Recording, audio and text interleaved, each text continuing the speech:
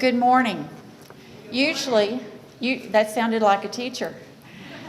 Usually, Jeff Dunn is up here welcoming everyone to the symposium, but I am Jan DeVault, and this is the first time I've actually done the introductions, and believe me, I was up at 1:30 and saying to myself, how can I thank all of these wonderful people who helped prepare today, and also you all who are so wonderful for coming. This is our 10th Battle of San Jacinto Symposium, and there are a couple of housekeeping matters. You may have noticed you don't have strings to your name tags. You will. Our registrar, God bless Dave Britton and Dave Singleton, our registrar had another commitment. So at I'm not going to say at the last hour, but the last few hours, Dave Britton has been trying to pull lists and everything together. So we have to cut him a little slack. Dave Britton, Dave Singleton, the symposium committee have worked very hard to bring a special morning to you. You all should have received a packet, a white packet. In that packet is today's program, and there is also an evaluation sheet. And we're hoping that you will read your program. There is a lot of good information in there about our speakers, and also pay attention to the folks that are our sponsors, our donors, our patrons, because without them, we would not be able to do what we're doing today. There are some of you, and actually I'm just very curious, how many of you were here when we did the first San Jacinto Symposium? That is amazing. That is amazing. I know Jim Crisp and Jeff Dunn and I were here. You were there, Greg. In fact, Greg Dimmick, Jim Crisp, I think have been at every symposium, and my gosh, Greg Dimmick has pinch hitted as a speaker on at least one occasion for us, and we're very glad for that friendship and for the commitment that they have made. I'd like to, if I could, and I know I don't have very long, and you can do this to me like I do to Jeff Dunn when I start talking too much. Push you off. Please don't push me off. Don't push me off. To tell those of you, let me ask, how many of you, is this the first time you've been at the symposium? There's quite a few of you. Okay, thank you for coming. How this whole thing got started, it was a seed that Jeff Dunn planted 10 years ago. And Jeff at the time was the chairman of the San Jacinto Historical Advisory Board, and Nell Hoover and I made up the other three. There were three public members, and then Bill Connor was the representative for the San Jacinto Museum of History. And I went back and looked, and Jeff will remember this. Maybe not the date, but I'm going to tell you, Jeff, good historian that you are. June 17th, the year 2000. And the next item of business, this is from the San Jacinto Historical Advisory Board minutes, Chairman Dunn asked if any additional thought had been given to having a symposium or seminar on San Jacinto. And Bill Connor and I said, we have a friend at the University of Houston who actually is the dean of the Honors College, and his name is Ted Estes. So Jeff suggested, and we all agreed that what we needed to do is actually meet with Ted and see if there's something that maybe we could put together. And we did. And Ted was very positive. He said, this is something definitely that I would encourage. I would encourage the university to get involved. And so that we reported back to the next advisory board meeting. And unfortunately, Nell Hoover, who was one of the public members, one of the three, died that summer. So it was just Jeff and I. And luckily, in the fall, Nina Hindi, many of you know Nina Hindi. Nina Hindi was appointed to fill the term of Nell Hoover, and she said she would take the responsibility of making sure that we got this symposium off the ground. And I will forever be grateful to Nina Hindi for many things, but for certainly sticking in there and doing this first symposium, and she did the first and the second symposium. And this is hard to believe, but our first symposium was actually, we had 4 speakers. We had Jim Crisp, we had Frank Thompson, we had Greg Dimmick, and Miguel Soto. Since that time, and I'm going to take the time, don't do this, don't cut me off yet. I'm going to take the time to tell you who we have had over the years, and it is quite an amazing list of people. We've had Jim Haley, Josefina Vasquez, Steve Harden, Gerard Kendall, Frank De La Teja, J.P. Bryan, Bruce Winders, Raul Ramos, Madge Roberts, Mike Campbell, Michael Strutt, Ted Hollingsworth, Greg Cantrell, Andres Tijerina, John Wheat, Jack Jackson, Bill and Marjorie Walraven, Ann Hodges, Brenda McClurkin, Carolina Krim, Ed Miller, Felix Alvarez, John Jordan, Jerry Drake, Archie McDonald, Andres Resendez, Paula Marks, David Pomeroy, Fred McGee, Steve Moore, Gary Clayton Anderson, Steve Harrigan, Michael Angel Quiroga, Stuart Reed, Betsy Davis, Brianna Belton, Bill Brands, Sam Hayes, Jim Bevel, Roger Moore, Manuel Hinojosa, and Douglas Mangum. These are some of the brightest minds, brightest historians, and insightful speakers that you could have. They have kept us thinking about San Jacinto for 10 years. A lot of this is due to the work that Jim Crisp puts into this, and thank you, Jim, for everything that you have done. Fortunately for posterity, we have all of these symposiums on symposias or whatever on DVD, and it's a great collection. It is a great collection. Also, and this is, I'm going to get off the stage just very soon, Jim, so you can get started. In your packet is another white envelope, and that envelope is labeled Save the San Jacinto Battleground Fund. When you have an opportunity, I hope you will actually study its contents, because some of you may know that on February the 4th of this year, the San Jacinto Battleground was named to Preservation Texas' 11 Most Endangered Sites. It's called 11 Most Endangered Places. Please read the material. We appreciate so much your effort. And now, Jim Crisp, if you see me doing this, I'm talking about you. Not to worry. By popular demand, my introductory remarks have been limited to 5 minutes. Yeah, it was Jeff Dunn who had the crazy idea that not only would you have a San Jacinto Symposium, but you would do it over and over and over again every year. And the brilliance of that idea has been proven over the past 9 years.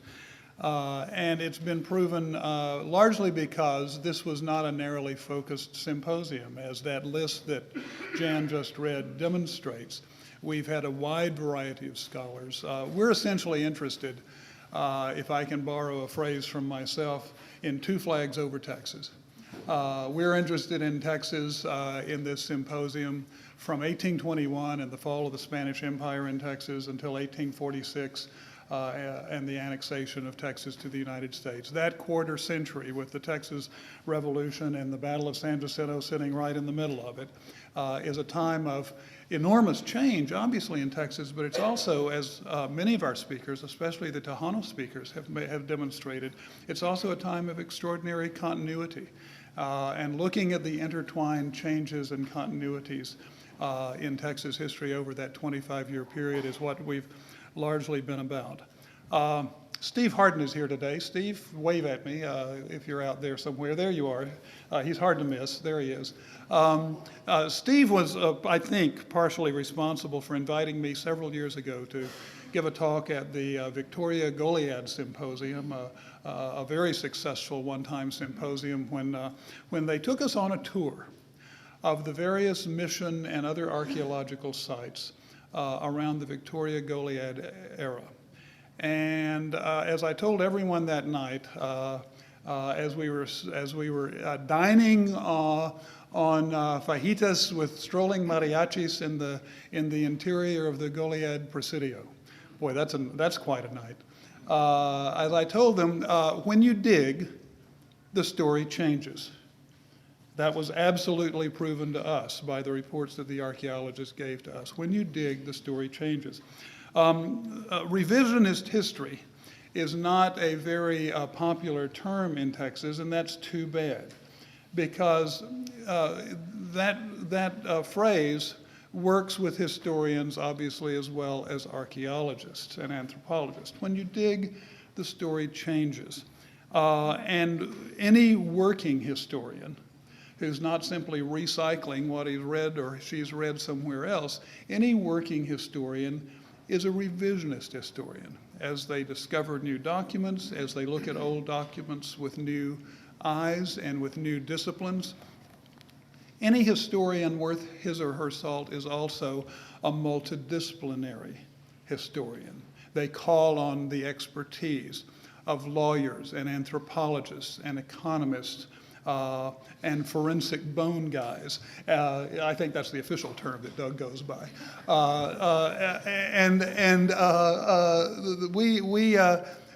We have tried to do that in this symposia as well, to get working scholars across many areas of Texas history. And my goodness, as you'll see from my 1-minute introductions for people later on today, we have certainly accomplished that.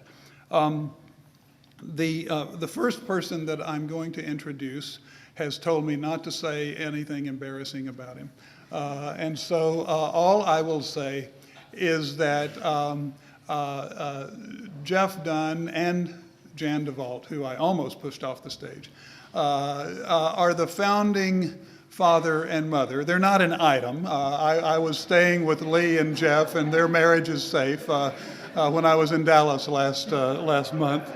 And John, wherever you are out there, Jan is still yours. But for the last 10 years, since they first asked me about doing this out at the San Jacinto site many years ago, Jan and Jeff and those other people that Jan mentioned have just really been working very, very hard without pay through their passion for this history to make this work. Without further ado, my 5 minutes is up, I think. It goes fast. I just want you to welcome the founding father of the San Jacinto Symposium, Jeff Dunn. Thank you, Jim. Thank you very much. One of the great things we're going to discuss today are these Mexican skulls, and we thought we'd give a little brief background about the Mexican dead at the Battle of San Jacinto to set the proper context. Before I begin, Jan neglected to mention that in the back of the room is a lady, Amanda Danning from Columbus, Texas, who is recreating a Mexican soldier from a CAT scan from one of these skulls. And so we hope that through the day you can watch her progress, and at the end of the day we'll see how far she's gotten along. But the Battle of San Jacinto has played a large role in Texan culture and heritage, and we tend to celebrate and commemorate this year after year on San Jacinto Day, but we often overlooked some of the darker side of this battle, and that is that when you have battle, people get killed. And in this battle, there were people that were killed on both sides, mostly the Mexican side, and that's one of the things that we're going to delve into today. Now, just as a brief overview, for those of you who are not familiar with this, the San Jacinto campaign began shortly after the fall of the Alamo in March of 1836 and ended about 6 weeks later with Sam Houston's army and a division of Santa Anna's army converging in what is now Harris County. The armies confronted each other on April 20th near the junction of Buffalo Bayou and the San Jacinto River. And the sequence of the battle the next day is rather simple. The Texas Army marched across the prairie between the two camps. They fired their rifles and muskets, then the Twin Sisters cannons, and charged the Mexican camp. The Texas Army did not have uniforms. They were not disciplined. And as you can see from this picture, they knew nothing about military precision. But what they did have, and what the military historians called elan, which is a vigorous spirit and enthusiasm, and sometimes that's enough to carry the day. This excerpt from McCardle's famous painting of the battle, which is in the state capitol, gives you a more realistic view of the engagement and the conflict. Now, the Mexican army resisted. They did so very bravely, but the commotion from the Texan attack against their lines quickly led to confusion, and in less than 30 minutes, the Mexican resistance largely ended. The Mexicans threw down their guns and fled or tried to escape on horseback. And what followed has been described by some Texans who participated in the battle as nothing more than a slaughter, because the battle was, for all practical purposes, over.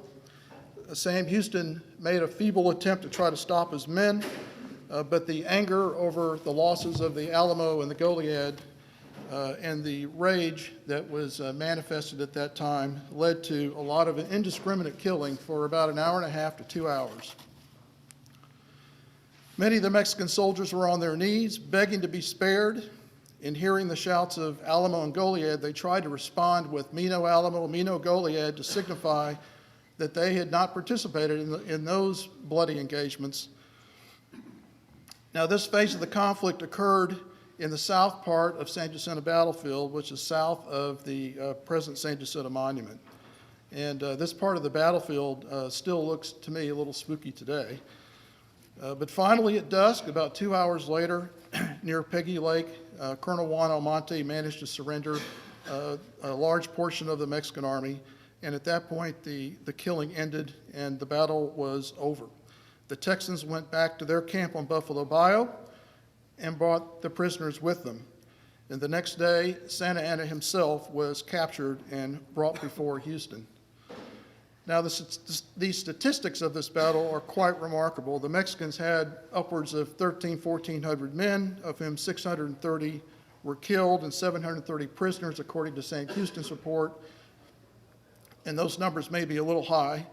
And of those, 208 were wounded, and only about 40 actually escaped back to the Mexican lines on the Brazos. The Texans, on the other hand, only suffered about 8 killed on the 21st, and 17 wounded.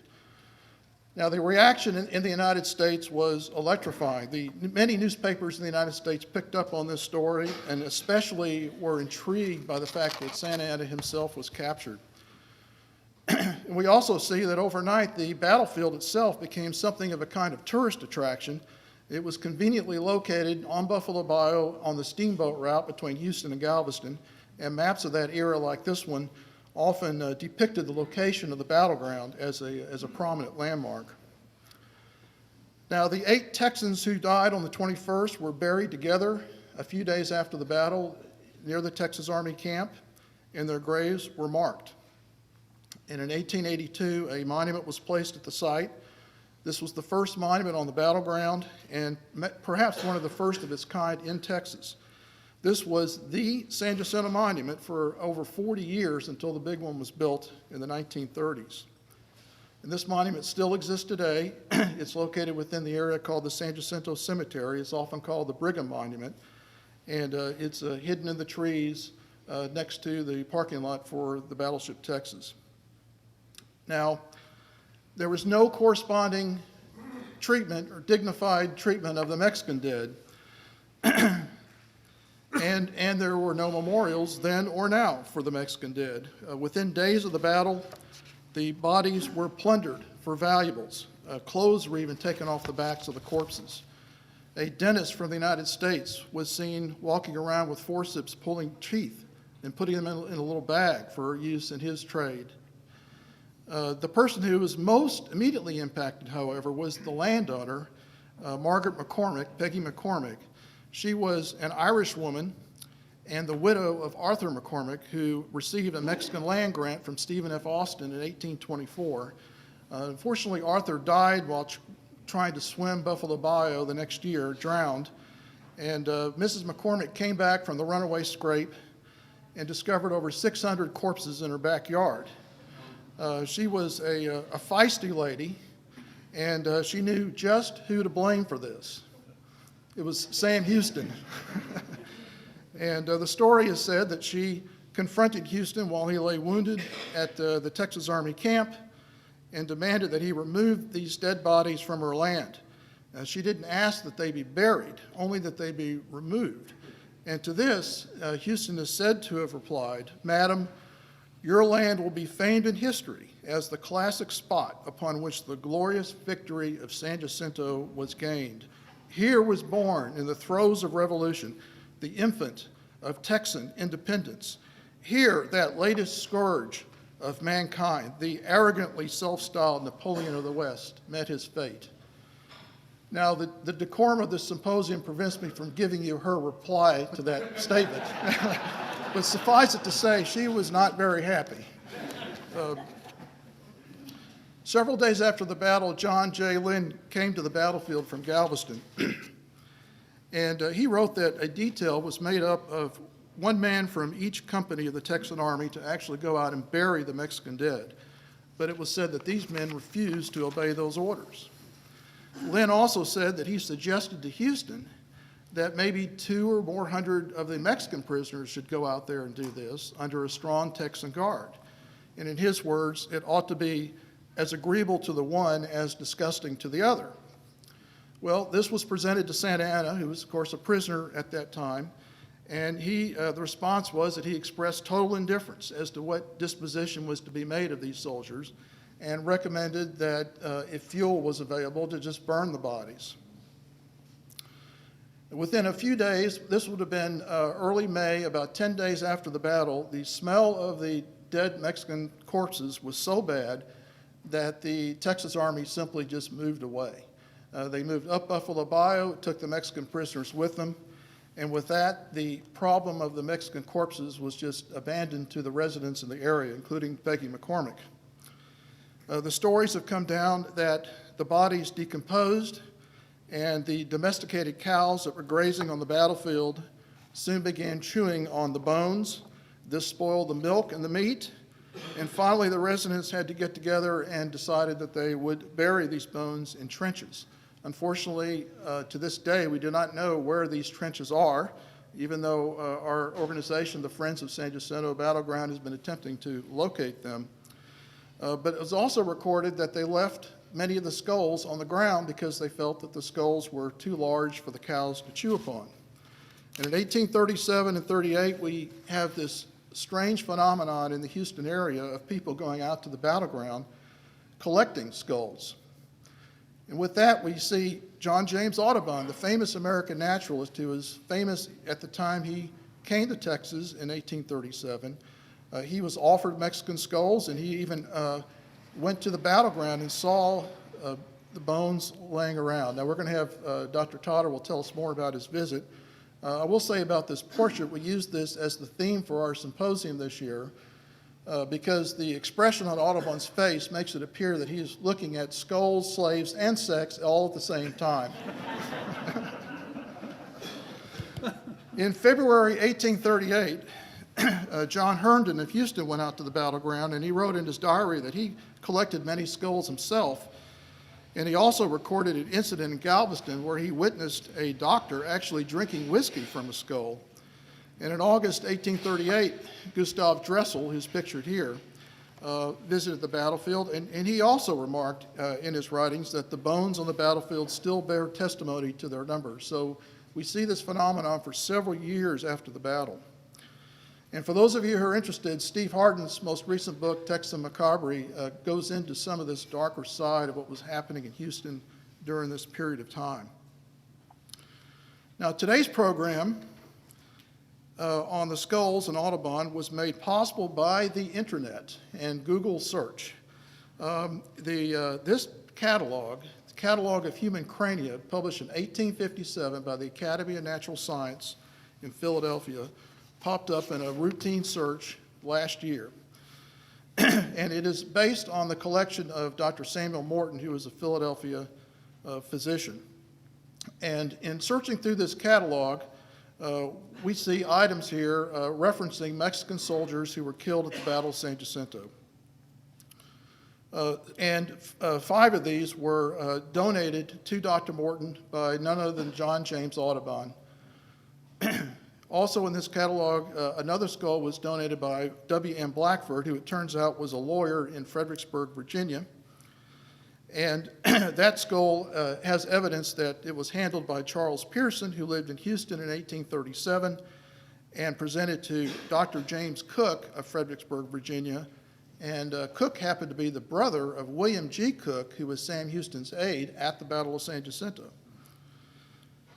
And the seventh skull that's listed on there is from a Dr. Trudeau, but as Doug Owsley will mention, when this skull was examined, it turned out that it was mislabeled and could not have been a San Jacinto skull, so we ended up with 6 skulls. Now, who was this guy, Samuel George Morton? Frankly, I think he was probably a peculiar fellow myself, but he made it his passion late in his life as a physician to try to collect human crania from all over the world, and he had correspondence throughout the world. And by the end of his life, and when he died in 1851, he had collected up to 1,500 specimens. And what he would do with these is he would measure the internal capacity of these skulls using mustard seeds and then later on leaden shot. And he theorized that intelligence among the races was directly related to brain size. And the larger the brain, the greater the intelligence, and vice versa. And this resulted in some of the first what they viewed at that time as scientific theories dealing with racial superiority. And it turned out that the most intelligent human beings on Earth coincidentally happened to be of Morton's race, which seems very peculiar to me. The question then becomes, did these skulls still exist today? It's one thing to see them in an 1857 catalog, and as I mentioned, the catalog was produced by the Academy of Natural Science, which still operates in Philadelphia. They said that that entire collection had been transferred to the University of Pennsylvania in the 1930s, and this led to a search at the University of Pennsylvania Museum of Archaeology and Anthropology. And sure enough, through the help of Dr. Janet Monge, who's the keeper of anthropology, and this picture comes from her website, by the way, she was able to confirm that these skulls did in fact exist. And with that, our speakers committee decided that this would be a great topic for our symposium, especially if we could get somebody of the stature of Dr. Owsley to do a forensic analysis of this. These skulls are significant to us because they help us understand more about not only Audubon's trip to Texas and what he was doing, but also about the Mexican soldiers who were in the battle. For the first time, we have biological remains of these soldiers, which heretofore really have been have not been found anywhere on the battlefield. And so this helps us also understand the weapons that were used and a little bit more about the battle by bits and pieces. I just want to say in conclusion, just to follow up on what Jan was saying, is that one of our objectives of this symposium and our friends group is really to help unlock the secrets of San Jacinto. And what we've been trying to do also is help unlock the secrets of the battleground itself. And the outpouring of support that we've been receiving this last year has been very appreciative, and we are very truly grateful for your attendance today and your support for our mission. So thank you very much, and now it's on to the main speakers.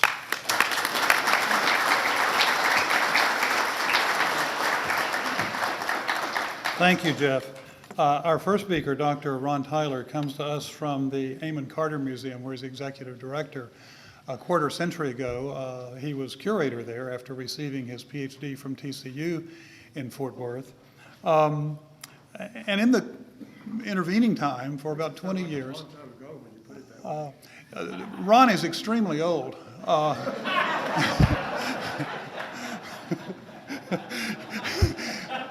And anyone else who interrupts me while I'm giving their introduction will receive similar treatment. As I said last night, Ron has been a mentor and friend of mine since I started seriously messing around with Texas history in the early 1990s, and I'm eternally grateful for that. But Ron carried out that help for me during that intervening couple of decades when he was a professor at the University of Texas in the history department and executive director of the Texas State Historical Association.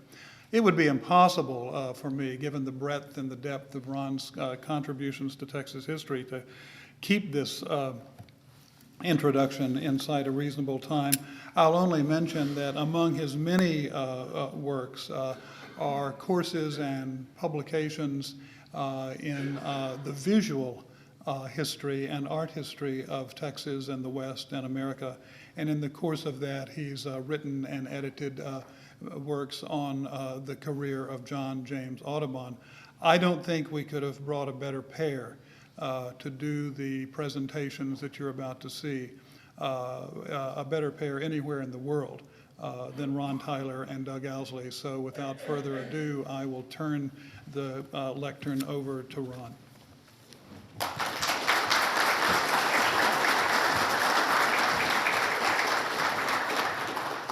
Thank you, Jim. That introduction will be long remembered, shall we say. I'm delighted to be here. I've attended a previous session of this seminar, and I've always felt that some of the most interesting work being done in the field was revealed at these seminars. So I'm delighted to be here to talk about John James Audubon and the contribution that he made in terms of Texas and the particular reference to the skulls that we're talking about today. Audubon was one of the most famous people really in the world, I guess, by the time he came to Texas in 1837. He arrived on April 24th, and then there's a May 2nd article in the Telegraph and Texas Register that says the U.S. Revenue cutter Campbell, Captain Coast, arrived at Galveston on the 24th, bearing the celebrated ornithologist Audubon and his son. Mr. Harris also accompanies this gentleman, and he is associated with him in scientific researches.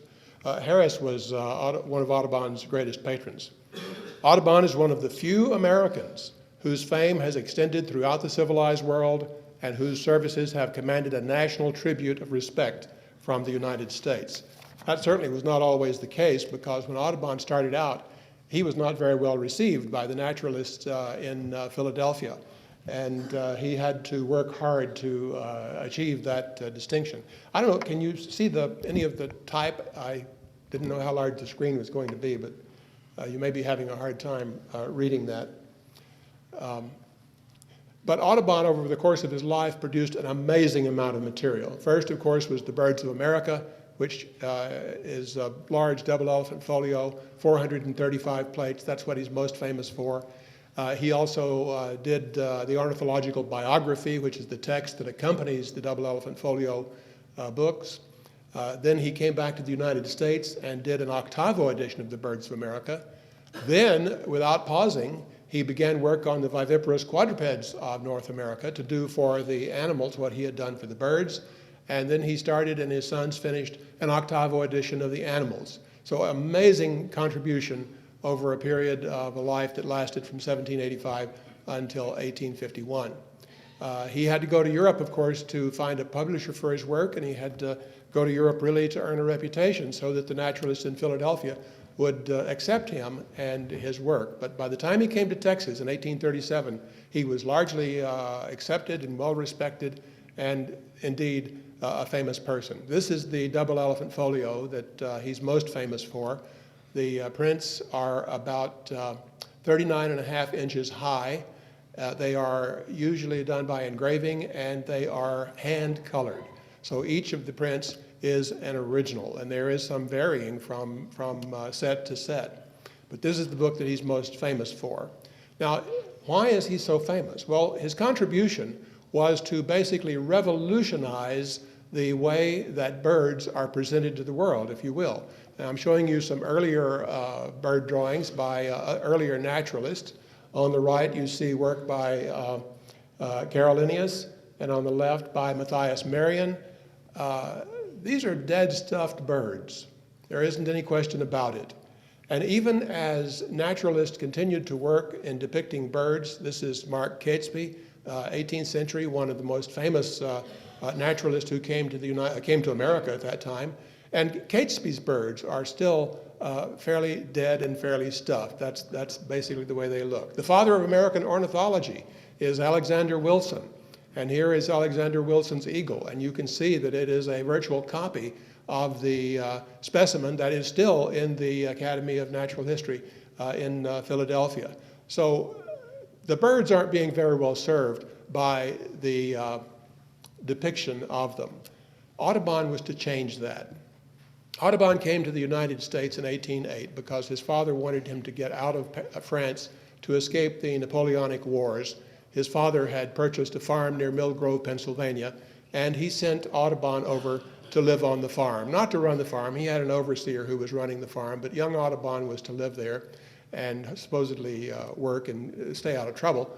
And what he did, of course, was he started birding seriously. He had gotten interested in birding in France because one of his father's friends was a birder, and Audubon started birding very seriously while he was at Mill Grove, and one of his favorite places was Perkiomen Creek, which is just down at the foot of the house, which is up on the hill. Well, Audubon's technique, and I show this Dürer print to illustrate his technique. You see there's a screen between the artist and the subject, and that screen is lined off, and on the artist's paper there are identical lines. In other words, each one of those little blocks is the same size. The artist is looking through an eyepiece, if you will, or actually just a sight, so he can keep his eye in the same place. So if the artist keeps his eye in the same place and then fills in on the piece of paper what he sees in each one of those squares, he automatically produces perspective. This was something that Audubon perfected while he was at Mill Grove, and he embroidered upon that by putting the specimen in front of the screen. And in fact, he didn't need a screen. All he needed was another piece of paper lined off in a similar way. So what he was doing was, by reproducing in what he saw on that screen, he was drawing the birds in actual size as well. And that was his goal, to draw all the birds of North America in life size. That explains some of the odd poses in his, or some of the odd looking poses in his drawings, because, for example, the whooping crane is taller than 39 inches. So he had to pose the whooping crane stooping down to pick up a little baby alligator, I'll show you that in just a moment, in order to get the whooping crane on that page of paper. But the whooping crane is reproduced life size, and that was one of Audubon's great claims. See, nobody knew what these birds looked like up close, and many of the birds were unknown anyway, so he wanted to reproduce them life size. This is his contribution to science. Well, with that method of discovery, he added wiring up the birds in animated poses. He would study the birds for weeks and sometimes months at a time before he would kill them and stuff them and wire them in poses that he considered to be natural based on his observations. So his drawings become much more animated. And as he developed this, he also fell in love with the neighbor lady at the next farm at Mill Grove and married her. Her name was Lucy Bakewell. And they started married life together in Louisville, Kentucky, very unsuccessfully because the Panic of 1818 came along and drove him out of business. By 1820, he has decided that he's really going to do what he's passionate about, and that is drawing birds. So he takes a young student named Joseph Mason, whom he had worked with, and they set off down the Mississippi River. And he's going to do what he began to call his great work. He's going to publish all the birds of America in life size. He went down the Ohio River, the Mississippi River, to New Orleans. He spent a few days in New Orleans, actually a few weeks. He would go to the market every day to see what new birds had been brought in. Then his wife came down to join him, and she got a job teaching the children on Oakley Plantation, which is just north of Baton Rouge. And so Audubon went up there and made that his headquarters, and he would spend all day in the forest looking for birds while Lucy was teaching the plantation children. And Joseph Mason helped Audubon come up with some of the most beautiful compositions that are in the Birds of America. Audubon was doing the birds, Mason was doing the flowers and the leaves. Here's the whooping crane, and you can see that this enormous bird has been captured on this 39.5-inch sheet of paper in a very natural pose, stooping down to pick up this little morsel of a baby alligator. This is a self-portrait of Audubon done about this same time. He was very much a backwoodsman, apparently usually dressed in black and slicked his hair down with bear grease. which of course presented some problems when he went to London.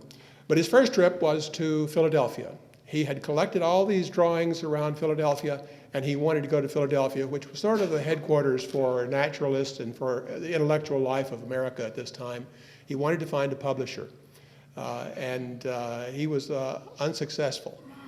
He insulted Alexander Wilson.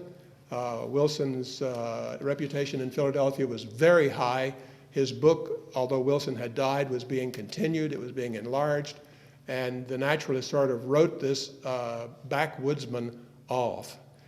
You can see Audubon in 1822 looking rather dour. You can see him in 1826 looking rather happy, because after he went to Liverpool, he found some support, he found some encouragement. He found people who understood what he was doing, and they really began to encourage him to pursue his dream of publishing The Birds of America.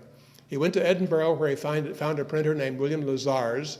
Lazars did the first plate of the turkey cock and published a prospectus, which Audubon then used to start heading south toward London, stopping in every village and trying to sell subscriptions to his book, because that was the way he was going to finance the book. And he had some wonderful plates, some wonderful illustrations. This is the Baltimore Oriole, to show his subscribers as he went south.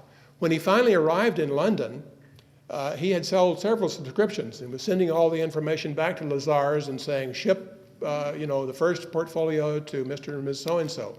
Well, he got a note from Lazars that said, I can't fulfill the orders because my colorists are all on strike. And I have tried using students, and they're just not good enough. This work is far too demanding. So Audubon had to find a new printer while he was in London, and he ran into, this was apparently near where he was staying, near the British Museum. He ran into Havel's Zoological Gallery. Robert Havel was a dealer in natural history specimens. He was also an engraver, and his son Robert Jr. was an engraver. So together the Havels agreed to take on Audubon's great work. So Audubon transferred the printing to London, and again, some beautiful specimens came as a result of that collaboration. Audubon was really lucky. He had probably encountered the two best engravers, certainly in Europe, maybe even in the world at that time. And this was a time when lithography was beginning to gain some traction, and people were turning to lithography because it was a little bit cheaper than engraving. And so engraving was sort of going out, if you will. And so Audubon caught these two fellows at the height of their game, if you will. And that's one reason The Birds of America is so beautiful and so well respected, because the prints are beautiful. But as you can see, Audubon's work is revolutionary. Compare these images to the dead stuffed birds that I showed you at the beginning. They're animated, they're beautiful, they're interesting, And of course, because, we hadn't learned to fly at that time ourselves, and so we all kind of envied the birds for their ability to fly and to get that bird's eye view that became so popular in the 19th century. Here's another example of the Virginian partridge, in which Audubon has just captured, it seems to me, the entire idea of romanticism, of exoticism, of color, of emotion, of ferocity. Look at the hawk. Look at the partridges, how they're fleeing. Their home has been invaded by this murderer, if you will, and they're in panic, of course, and the hawk has murder in his eye. And Audubon has captured all of that, and of course, it's a beautiful picture as well. The color is vivid and exciting, and all this is very much a part of the romantic movement of the period. He uses color and space very well, as in the snowy owls, and of course, the pileated woodpecker. Wonderful illustration. Well, Audubon is engaged in this project, and of course, he realizes after he's gotten it started, after he sold a number of subscriptions, that he hasn't gotten all the birds yet. So he has to go back to the United States and continue his research. So he goes to Charleston, where he has the good fortune of meeting the Reverend John Bachman, a Lutheran minister in Charleston. Bachman is a preeminent naturalist in his own right. He specializes in quadrupeds. They would later collaborate on a book on the viviparous quadrupeds. But Bachman takes Audubon in. He spends several months in Charleston, where he got, again, some of the most beautiful images. Audubon always worked with an assistant. In this case, George Lehmann, a German artist, did the background, the beautiful view of Charleston. Of course, Audubon again did the birds. But while he's in Charleston and working in that area, he gets the beautiful view of the snowy heron with the plantation in the background. He went down to Florida and got the water birds with the Everglades in the background. Audubon is documenting the American landscape at the same time he's documenting the birds of America. He went up to Labrador in 1833, and by 1837, he had not made a trip west. He had wanted to go on a western trip ever since he started the project. He tried to sign up as an artist on the Long expedition in 1820, but he was not accepted. So he really needed a western trip, and he thought Texas might be it. He knew that Texas was now a young independent republic, and he felt like he had to make that western trip in order to complete the birds of America, because there may be birds out there that he hadn't seen. He said, "I'm extremely sorry to read in the papers the sinister accounts of the warfare in Texas, where I so much long to go.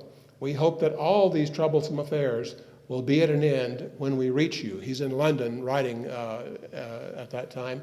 His son Victor says, "We are yet uncertain where you're going to after you quit the Gulf of Mexico. I trust not 1 foot in Texas." So there's some apprehension about coming to Texas at this time. They know that there's a war still raging in the Gulf of Mexico, a naval war, and so he's being warned not to go to Texas. Now, Audubon, of course, at this time did not know about the naturalist who had been in Texas before him. He did not know about Mier y Terran's scientific and boundary survey that had taken place in Texas in 1829.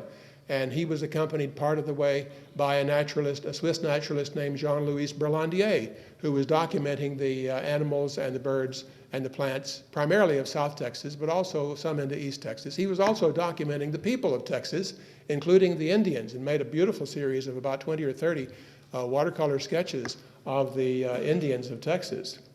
Nor did he know of the work of William Drummond, a Scotsman who had been sent to Texas from what is today Kew Garden. Drummond was in Texas in 1833, and he was studying the plants, the wildflowers of Texas, and he sent seeds and specimens back to Kew Garden. Fortunately, he did, because he died in a cholera epidemic in New Orleans in 1834 and didn't get back himself, but his specimens and his seeds did, and so they were able to publish in Curtis's Botanical Magazine a whole series of illustrations of the Texas wildflowers between 1834 and 1836. And what you're seeing on the left, as far as I'm aware, is the first illustration of the Texas bluebonnet. Even Mary Austin Holly had written about birds in Texas. She said, "The principal specimens of the feathered tribe in Texas are mostly such as are well known in the United States, and therefore need no description." Well, Audubon perhaps could have saved himself a trip if he had known that, but he might not have taken her at her word. You never know. Audubon was great at convincing people to help him. He had a whole network of naturalists that he corresponded with. They each collected specimens for each other and traded specimens, and at times sold specimens to help finance their trips. So Audubon would come back from every trip that he made with barrels full of specimens stuffed in rum. Well, he needed some support for his trip to Texas, so he had a friend who was the commander of the topographical engineers, who set up an appointment with him with President Jackson. So he went to see Jackson, had dinner with Jackson, and he said, "I sat close to him and we spoke of olden times and touched slightly upon politics. I found him very averse to the cause of Texas." And this is in 1836. So he's getting ready for his trip to Texas. Jackson ultimately is able to help him arrange for the cutter that he took to Galveston Bay. And this is, as far as I know, the earliest picture of Galveston Bay. It was done in 1839 and published about 1847. Now, John Woodhouse Audubon, Audubon's son, was with him on the trip, and he did a camera lucida view, a drawing of Galveston. Unfortunately, that view is not known to exist. And Audubon writes, "John took a view of the rough village of Galveston with the lucida. We found much company on board and returned to the vessel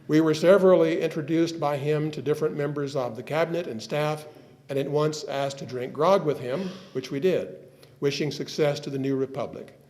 Our talk was short, but the impression which was made upon my mind at the time by himself and his officers and his place of abode can never be forgotten. Audubon had a wonderful time in Texas. It was a great place to hunt, and of course that's what he did with most of his time, because he had to acquire specimens. And he acquired a lot of specimens while he was in Texas. We don't know how many, because I think some of them were lost on the way back. As he was leaving, he went back down Buffalo Bayou, of course, and visited the grounds at the battlefield, and that's when he noted that the bones of the Mexican soldiers were still strewn around the battlefield. After Audubon's departure, Senator Stephen Everett introduced a resolution into Congress to recognize Audubon as an honorary citizen of the Republic of Texas, but as John Jenkins writes in his book on Audubon in Texas, the gesture met a snag in the Foreign Relations Committee and failed to pass. Audubon's comment as he left Texas was, "Nobody bought my book." He was dealing, of course, with a fledgling country where there was no money. Perhaps he might have sold a book if he'd been willing to accept a trade. I'm not sure. Well, Audubon wrote after his visit to Texas, "More than 2/3 of our species occur here. We found not one new species, but the mass of observations that we have gathered connected with the ornithology of our country has, I think, never been surpassed. I feel myself now tolerably competent to give an essay upon the geographical distribution of the feathered tribes of our dear country." This image that I'm showing you of Havel's tern, and Havel's tern was named after his printer, Robert Havel, might be one of the few drawings that Audubon actually changed or altered in some way as a result of his visit to Texas, because he did encounter the terns in Texas, and he had already done a drawing of the terns, but the published work is slightly different from the drawing. And so he might have altered that drawing based on his observations in Texas. He did gather other specimens. This is, of course, the famous mockingbird, which he had done while he was in Louisiana years ago. But he did collect a rattlesnake in Texas, and it was, as he says, "I had the grand fortune to procure specimens of my climbing rattlesnake." Now, this is reference to one of the early scandals of his career. When he published this picture, all the naturalists in Philadelphia said, "This is a fake. Rattlesnakes don't climb trees. And by the way, also, the fangs don't look like that." So they said the Audubon later admitted, I think, that this was a fence post rather than a tree. But the naturalists really attacked him for this picture. He says, "I found specimens of my climbing rattlesnake with double recurred fangs, which I am told will prove to be a new genre, and therefore Messrs. Ord and Waterton, good souls, those were the people who attacked him primarily. So he was glad to find this rattlesnake because it really proved that his drawing is correct. And of course the drawing was correct because he had drawn from an actual specimen before. But now he had, Audubon early in his career didn't keep his specimens all the time, so he didn't have proof. He soon caught on that he had to hang on to the specimens in order to answer the other naturalists who were attacking him. What happened to the Texas species that he collected? Well, he initially feared that they were lost. And he starts writing to his friends about, have they arrived yet? Where are they? That sort of thing. And he writes to Brewer in Boston, who is a naturalist and a collector and a newspaper editor. And at least one, if not 5 barrels of my birds in rum collected when on the shores of the Mexican Gulf are also missing, and one contained the skulls of Indians and so forth, intended, some of them, for friends in Philadelphia. This might have been Morton's skulls. Later he writes to Harris, I am glad that you received the barrel of skulls and one of the boxes of eggs. So we know that some of the specimens were finally delivered to Harris. They showed up in the book on craniology that Jeff mentioned. And Audubon, after his Texas trip, then went back to London, where he brought the Birds of America to a conclusion the very next year. So he made his trip to Texas right before he finished the great work. He immediately embarked, as I said, in the viviparous quadrupeds of North America and the octavo edition of the birds. His son, John Woodhouse Audubon, came back to Texas while doing research on the quadrupeds. So you get the wonderful picture of the nine-banded armadillo, the red Texan wolf, the jackrabbit. These are wonderful pictures. Audubon was one of the few people who, by selling subscriptions to his book, became a somewhat wealthy man. And this is the house that he built for his family on the shores of the Hudson River, where he lived to a ripe old age, dying in 1851. His trip to Texas was a highlight for him, and perhaps we have some objects from that trip that will occupy us for the rest of the day. I hope so. Thank you.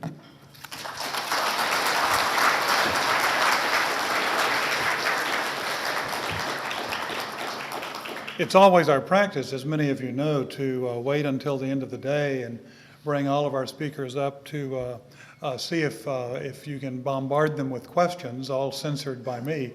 But it's also our practice when someone finishes with a little bit of time left, and we have under 10 minutes, but over 5 minutes, to see if there are any immediate questions, if Dr. Tyler would be willing to answer any that come to mind immediately after seeing his presentation.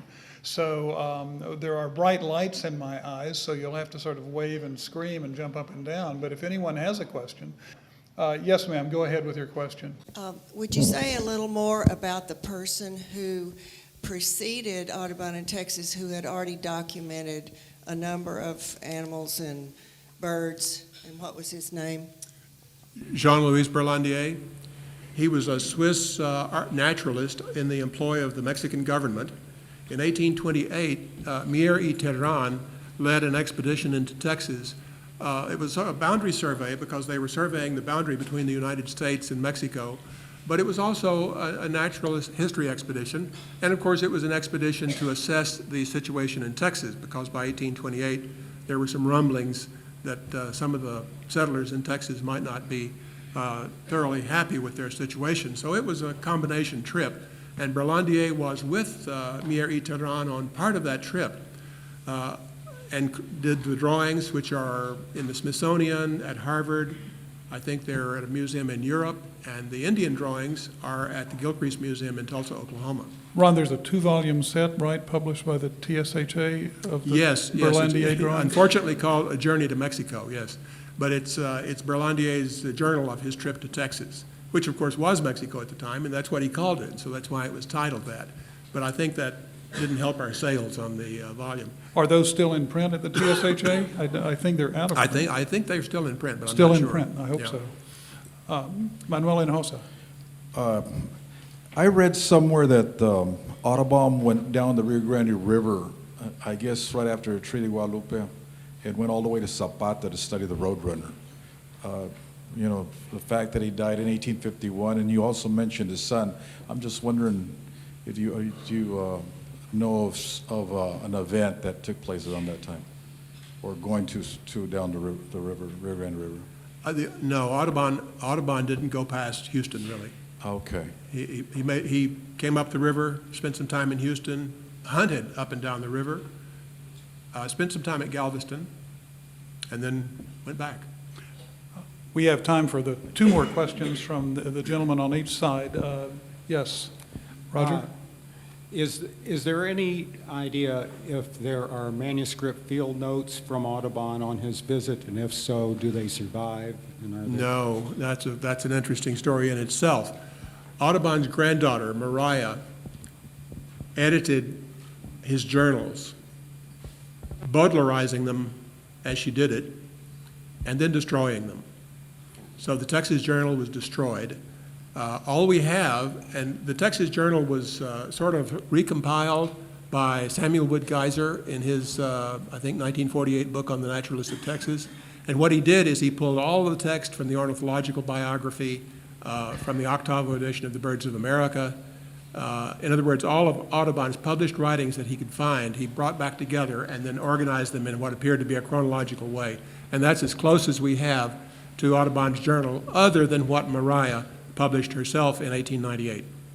And there is a section on Texas in her published journals, but as I said, she Baudelarized some of them, we know, so you have to use them with care.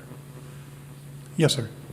On the Berlandier, the information about the Indians, what's the best place to access that?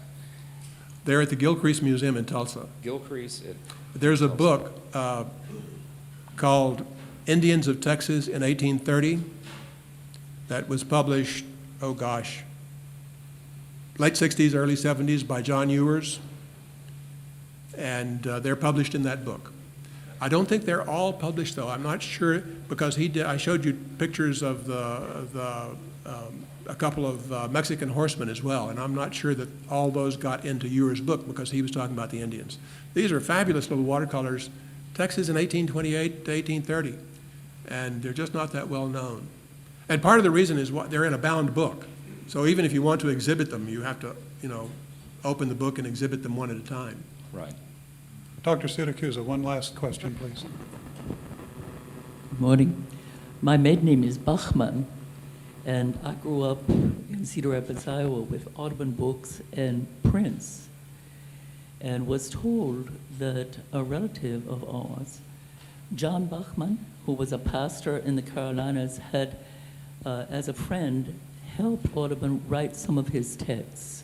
Are you familiar with John Bachman? Oh, yes, he did. He was the author of the Viviparous Quadrupeds text.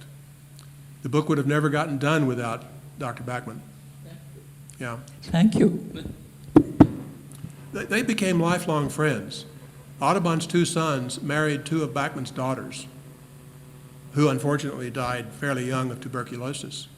So they had close family connections and kept in touch throughout the rest of Audubon's life. Thank you for those questions. You've already heard us mention our next speaker, Dr. Douglas Owsley. He comes to us from Washington, D.C., where he is the curator and head of the Division of Physical Anthropology at the Smithsonian Institution's Museum of Natural History. He is, as you will read in your program, a research specialist in skeletal biology, and I've seen here that he's examined more than 10,000 skeletons. He also must be a very old man. Also an expert in forensic anthropology, historic populations of North America, the Plains Indians, Polynesia. You can find him on YouTube. Giving interesting lectures on the internet, samples of, I hope, what he's going to be doing today. He is a particular expert on the examination of human bone and what one might be able to learn from those examinations. And I want you to give a very warm welcome to Dr. Douglas Owsley, please.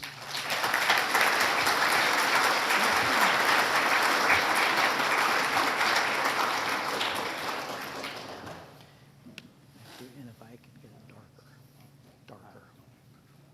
Okay. Just make me go right here, Greg. He's the man.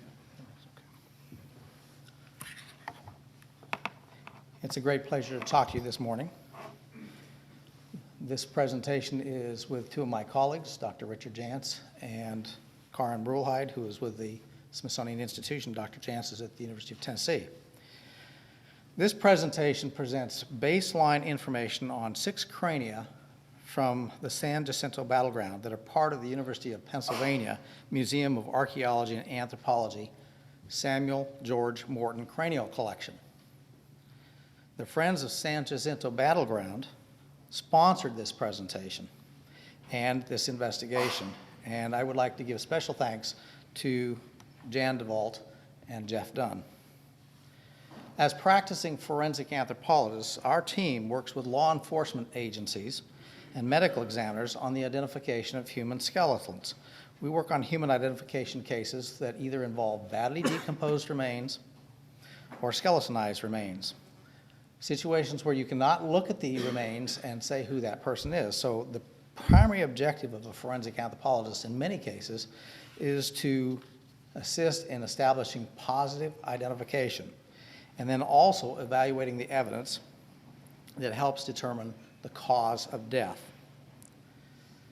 Much of our work concerns contemporary missing persons cases, but it also extends to mass disasters. And that would include, for instance, in my case, working in Europe with Croatia, for example, or assisting with identification of Pentagon plane crash victims, or in case of Texas a while back with the Waco Branch Davidian compound members. I'm trained as an anatomist, but I'm also trained, and my team is trained partly as archaeologists. We know how to go into the field, how to search for, and how to excavate, recover buried remains. And our recovery sites, when we're doing this work, it's very carefully documented, and in some cases, then we serve as expert witnesses in court of laws interpreting the site to a jury. As research scientists, we apply these techniques that we do with our contemporary investigations to the study of human remains dating to the historic and prehistoric periods. And our knowledge and training in human anatomy and extensive experience derived from analyzing thousands of human skeletons is what is our baseline. As you can read a book, my team can read bone. The human skeleton can tell you much about the life of the individual, not just about their death.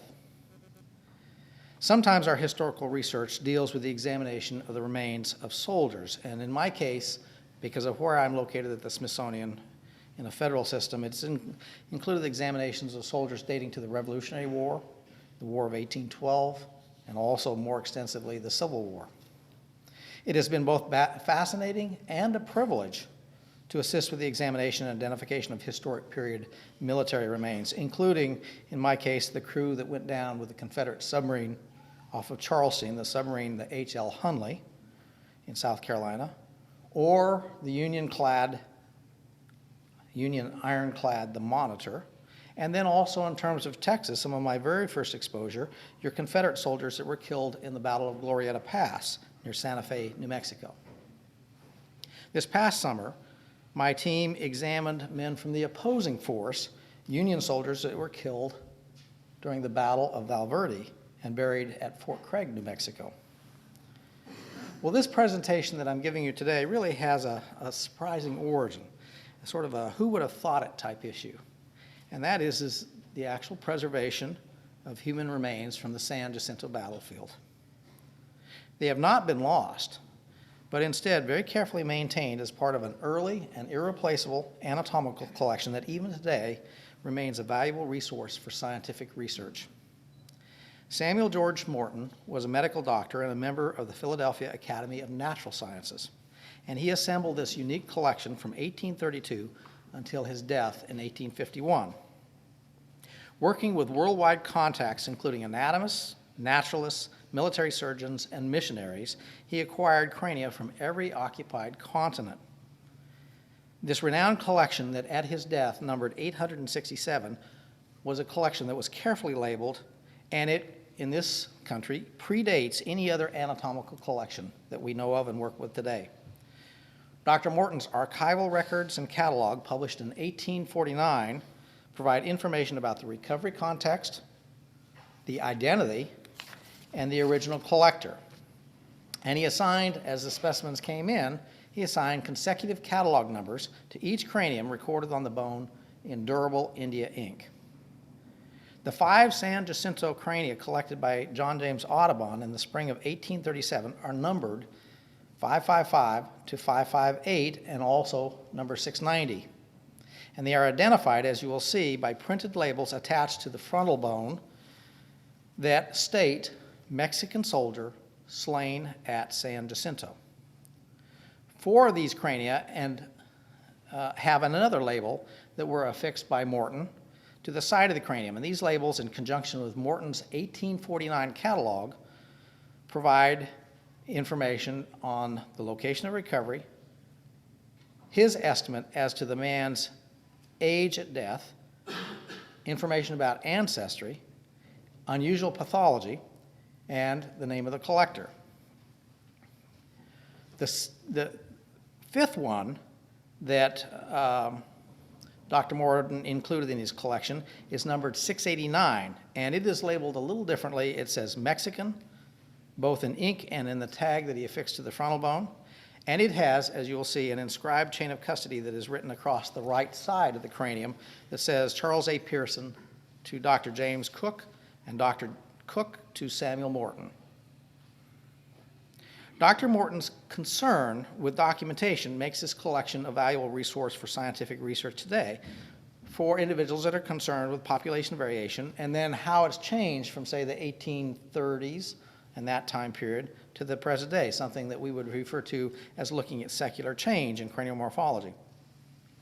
After Dr. Morton's death, the collection was donated to the Philadelphia Academy of Sciences, and during the mid-1960s, the collection was then transferred to the University of Pennsylvania on loan to the University of Pennsylvania Museum of Archaeology and Anthropology, where it was then formally transferred and is part of that collection, and there it is very carefully maintained and available for research. For this research, we assembled an experienced forensic anthropology team to examine these crania, and it was comprised of 5 individuals, 4 from the Smithsonian Institution. One is the science photographer whose photographs you'll be seeing in a minute. His name is Chip Clark, and in my opinion, he is the best natural history science photographer I've ever had the privilege of working with.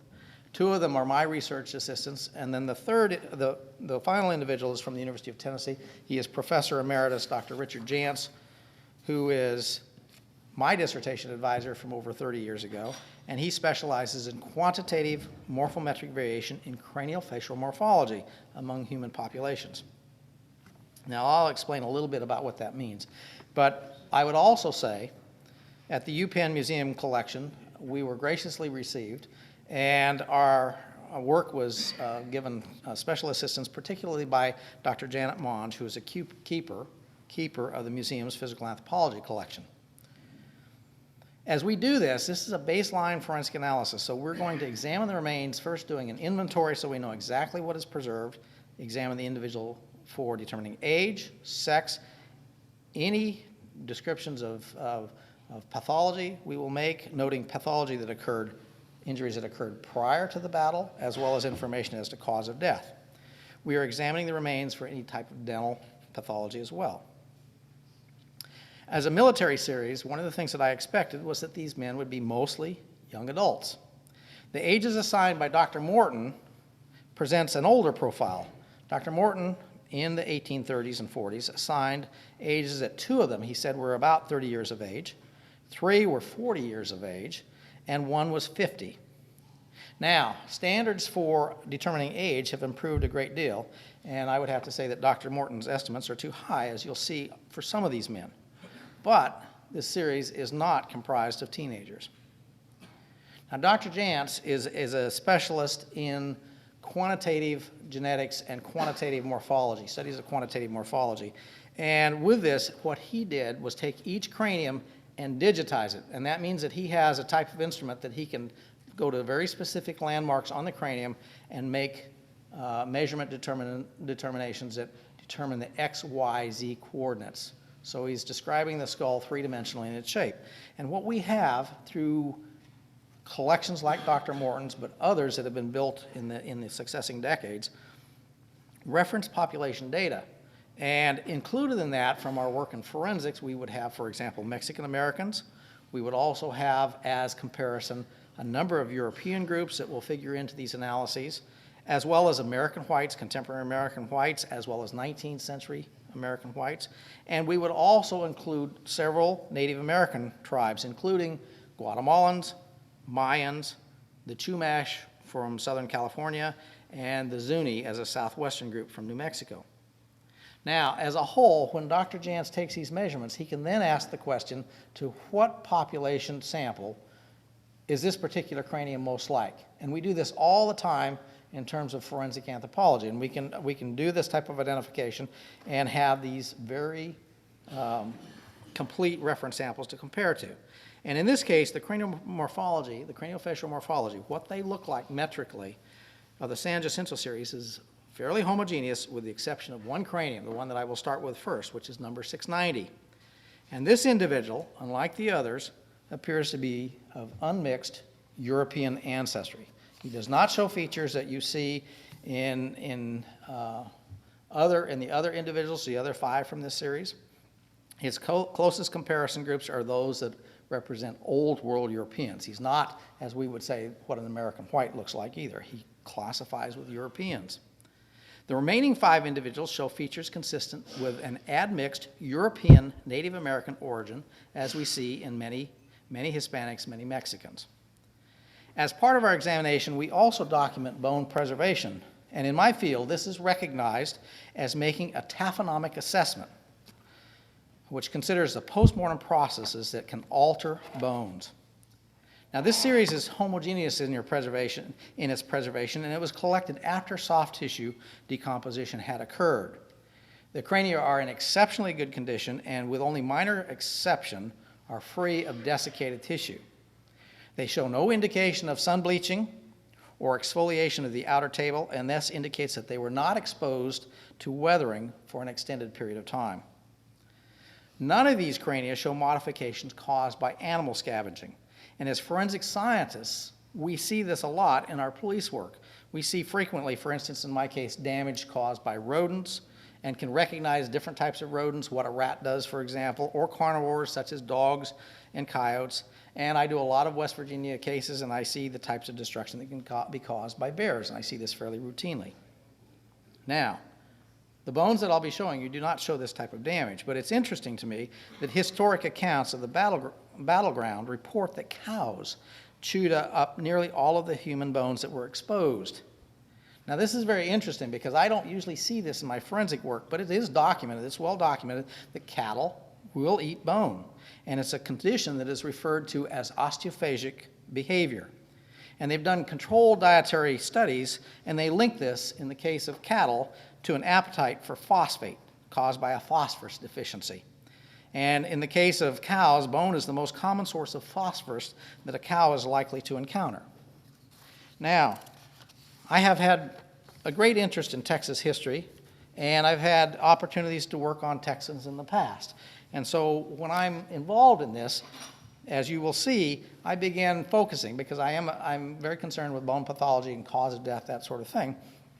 I do interpretations that are looking at, for one thing, in a battlefield situation, different types of trauma, how you interpret traumatic injuries. This is a forensic case, and when I'm looking at this, for instance, I see an entrance gunshot wound to the forehead, to the frontal bone, bone in front, with radiating fractures. You can identify an entrance and you can differentiate it from an exit. An entrance wound, if it strikes direct, you will have internal beveling. It blows the bone surface away on the internal as it passes through, and it leaves a very sharply defined entry. The bone, as it is struck and it exits, the bone will often be larger. It's generally larger in terms of an exit wound because that bullet will flatten, that bullet may start to tumble, and so when it exits, it usually leaves a larger exit wound, and we see this in this man's exit here in the occipital bone. The back portion is the occipital, and from that we see then a larger opening with external beveling. Now, all of the skulls that I'll be showing you, you can always tell if someone's used to working with skulls by how they photograph them. And this type of position that you're seeing here is called the Frankfurt horizontal. And the Frankfurt horizontal is essentially the carrying angle of the head. We will always start out with this. I'll show you some different views of these individuals. And then when I'm focusing in on pathology, I'll come in and we'll work with some different angles. Now, I've had the opportunity to work on some of your very interesting Texans in the past. One of the individuals that we identified was a gunfighter named Wild Bill Longley. My first exposure to Texas history was when I was working and asked to identify Ben Milam. And Ben Milam, as you know from your very intense interest, was a leading figure in the Texas Revolution, and he was a Kentuckian and had served in the War of 1812. And we examined his remains when his monument in San Antonio was being moved in Milam Park. He is best known for his call for volunteers to storm the city of San Antonio in December 1835 with his impassioned plea, "Who will go with old Ben Milam into San Antonio?"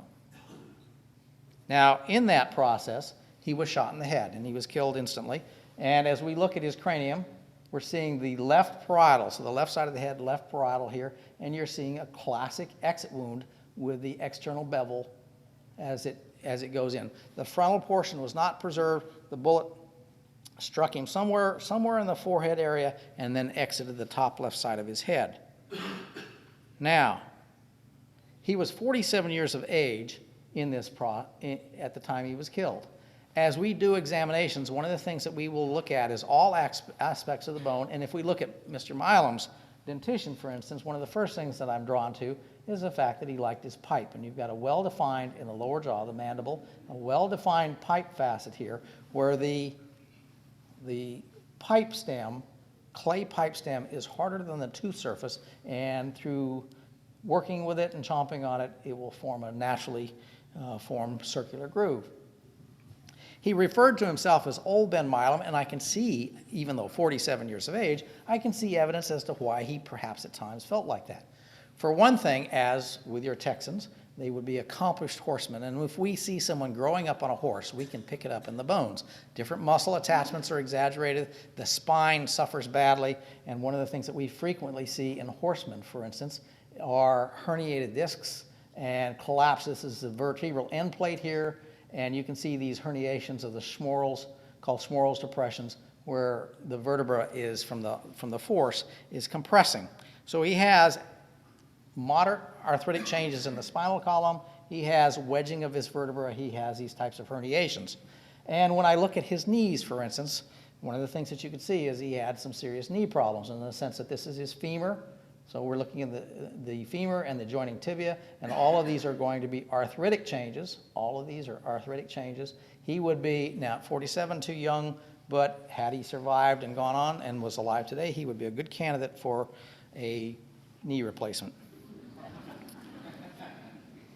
This is the first of your Mexican soldiers. This is the one that Dr. Morton identified as number 690, and you see the way that he has labeled it. It is the color that all of these are. The patina that they pick up from the natural environment is a brown color, and there is small amounts of adhering soil to these bones. Dr. Morton did probably some cleaning, but not extensive cleaning. And as we look at the numbers, and it's hard for me to see on this angle, but one of the things that you're going to see is you'll see a number up here that he assigned. That's the Morton 690 catalog number. And then you'll see an additional L606, and that is the original Academy of Sciences loan number to Penn Museum. And then you see the attached label that I mentioned, Mexican soldiers slain at San Jacinto, and that is a Morton catalog number, and it is those records that really help us in terms of identification. Now, as I focus in on this fellow and I begin to look at what the bones are telling me, one of the things that I would say is that this individual, the shape of his nose, the shape of the skull, all of these features indicate that his ancestry is European, unmixed European. And it's interesting, Dr. Morton, because of his worldwide breadth of examining crania, he could identify individuals that were of different ancestry, and he pointed out that this individual, he wrote mixed Indian and Spaniard, ? And he assigned an age of 30 years. Now, he's recognizing a different ancestry in this, not the European that we would quite emphasize, but he's questioning it in relation to the others.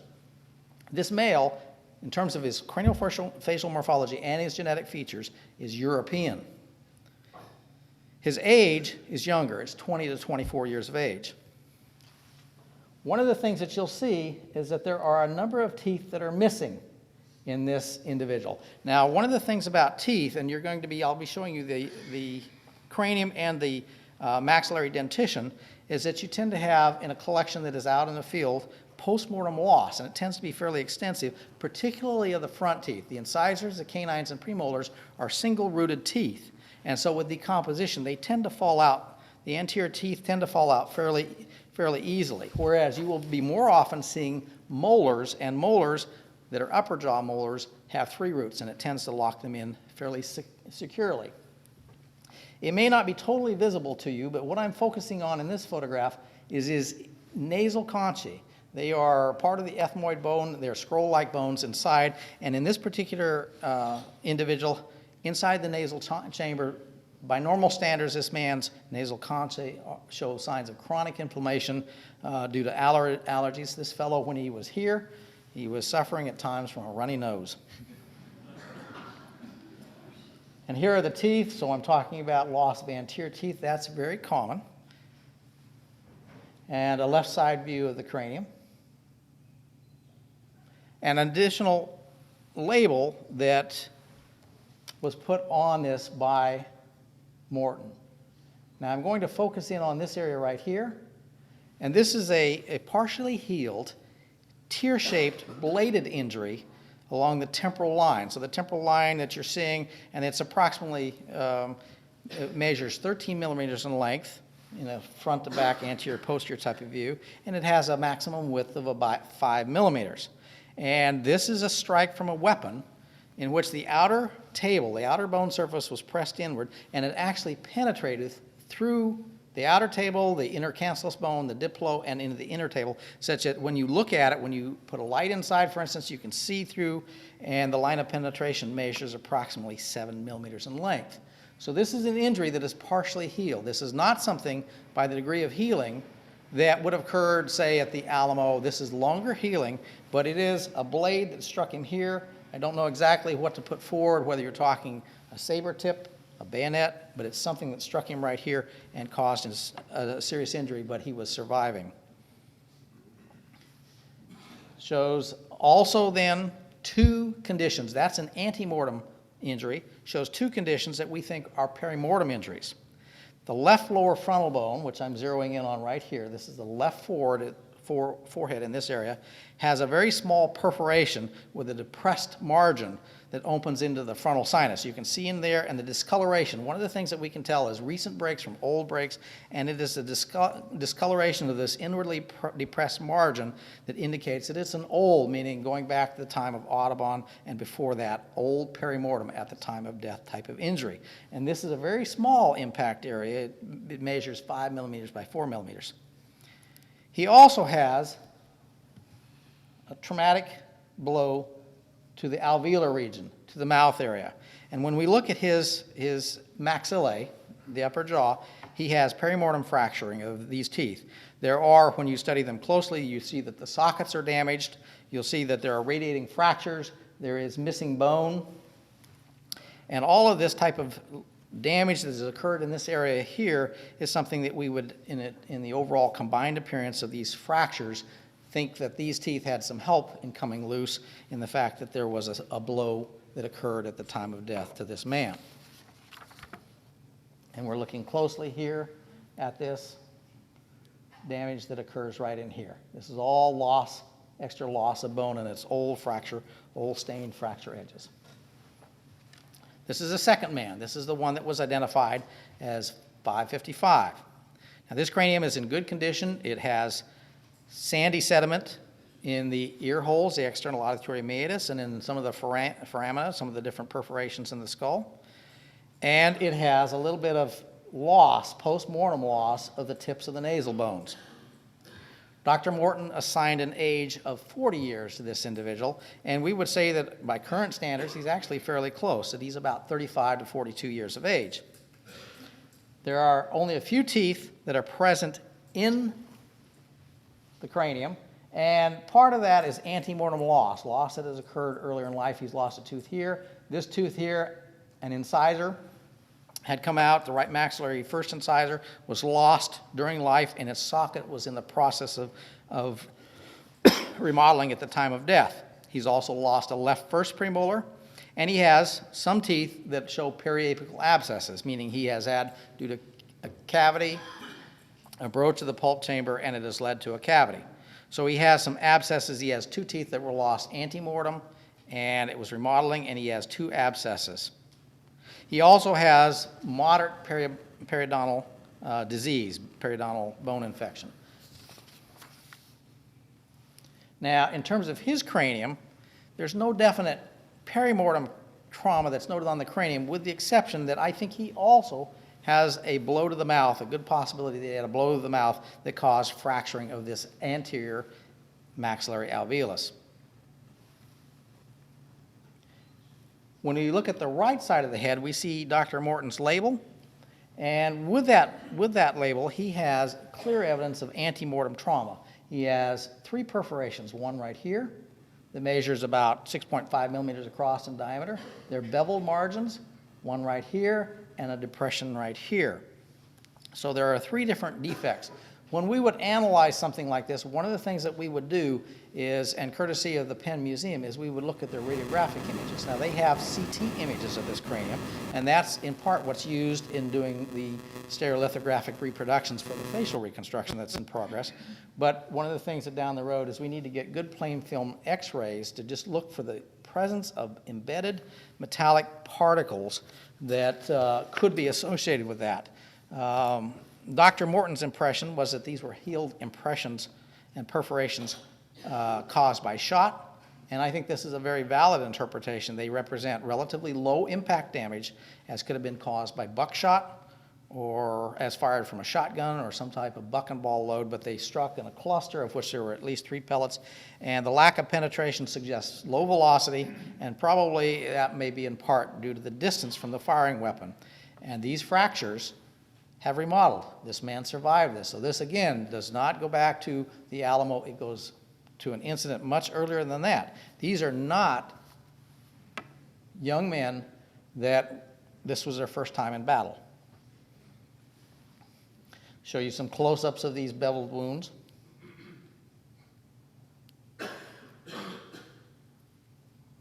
And one of the things that we do, and we won't go into that, but there are different types of studies that can be done, and we are always making note of different types of genetic anomalies, other kinds of anomalies. One of the things that he has is a very rare trait, very rare genetic trait called the paracondyloid process. It measures about 14 millimeters in length by, in terms of its projection, and it actually would have caused some limitations in his mobility to move his head because it was striking against the first cervical vertebra.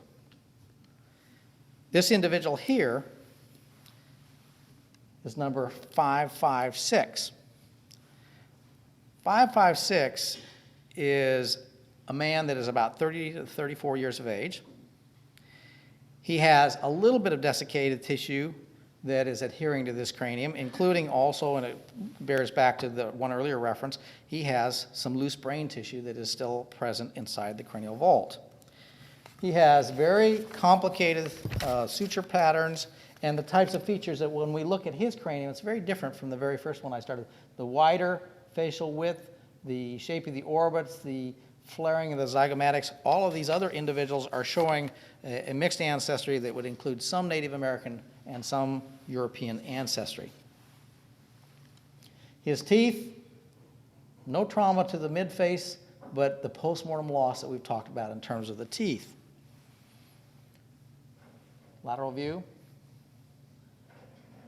Right lateral view.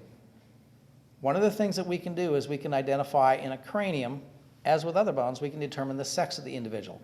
This is a classic feature of a male characteristic when you're looking at the back of the skull. This is the nuchal ridge area, the external occipital protuberance that you're seeing right here. It's where all of the neck muscles come in and hold your head back. And the very well-developed musculature that you see right here is classic male feature.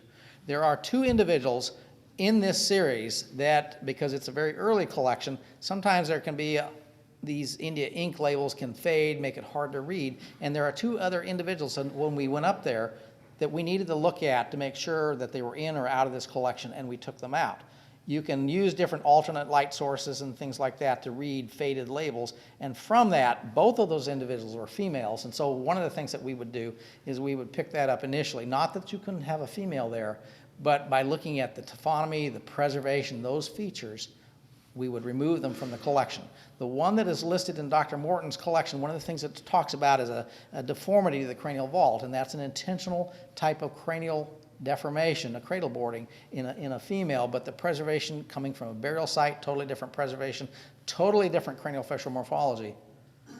By going through this series, the 8 that were possible suspects, we definitely can remove 2, and I'm showing you the pictures of the 6 that belong.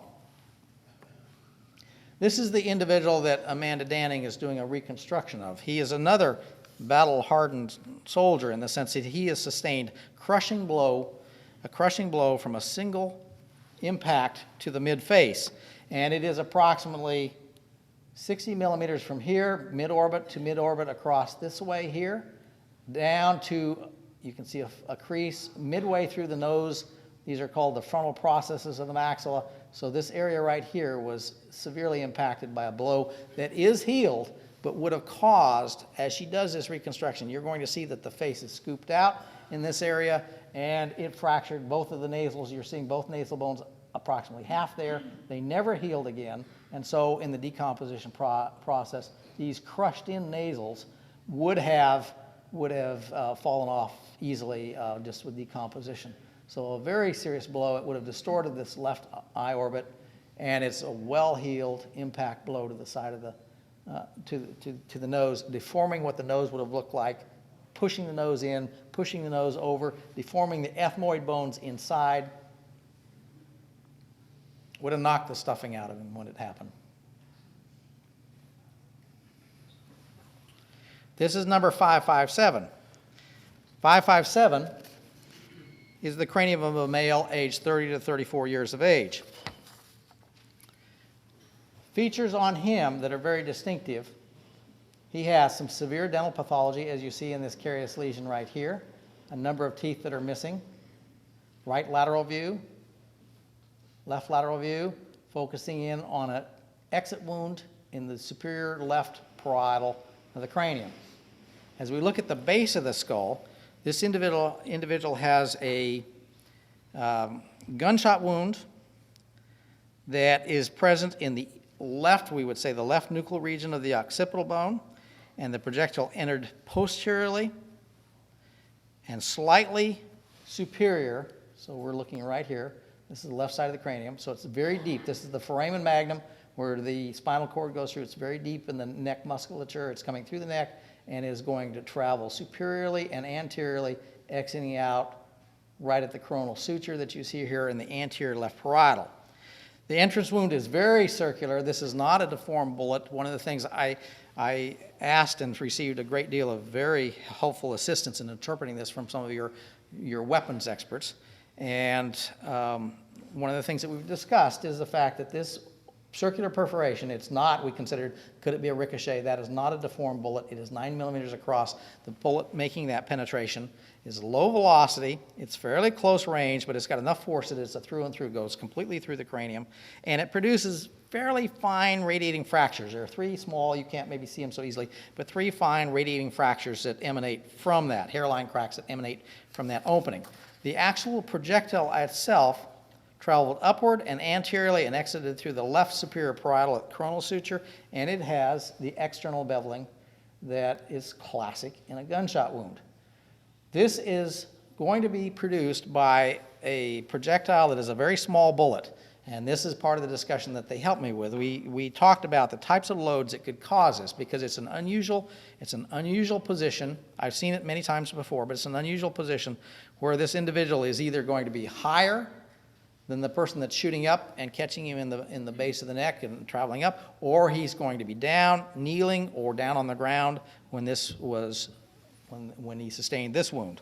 And some of the things that they talked about is the fact that there were, for example, small caliber Kentucky rifles or non-military type firearms that were carried by volunteers as, say, personal sidearms. And it's going to be a projectile. The bullet itself is going to be about 8 millimeters in its diameter. And there are things like a buck and ball load, shotgun, but it's the location of this that makes me think, and what we talked about is the dispersion of these different projectiles, but it's the location of this that makes me think this is at fairly close range, and I don't mean at the back of his head, but at fairly close range to this individual.